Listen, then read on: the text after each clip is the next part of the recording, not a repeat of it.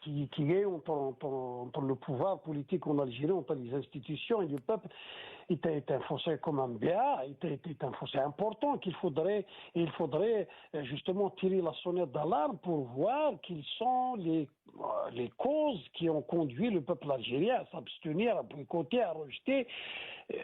Utilisons le qualificatif qu'on veut, le résultat est là. Le résultat, c'est que l'élection est entachée de la légitimité qu'il faut pour donner justement à nos institutions la légitimité qu'il faut pour faire leur travail.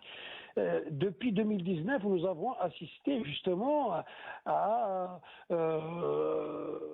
un gel total de l'activité politique, à la fraude justement en amont. C'est ça la fraude. Donc, quand on ferme tous les espaces politiques, tous les espaces d'expression, quand on réprime les activistes politiques, quand on réprime les journalistes, quand on réprime les syndicats, quand on ferme, on ne donne pas la parole aux Algériens, quand les Algériens n'ont pas la possibilité de s'exprimer, n'ont pas la possibilité d'entendre justement les acteurs politiques pour pouvoir faire leur choix.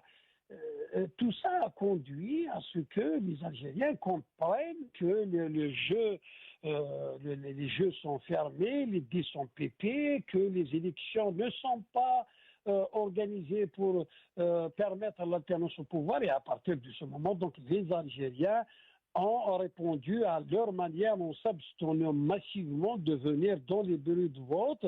Et c'est un message politique très clair.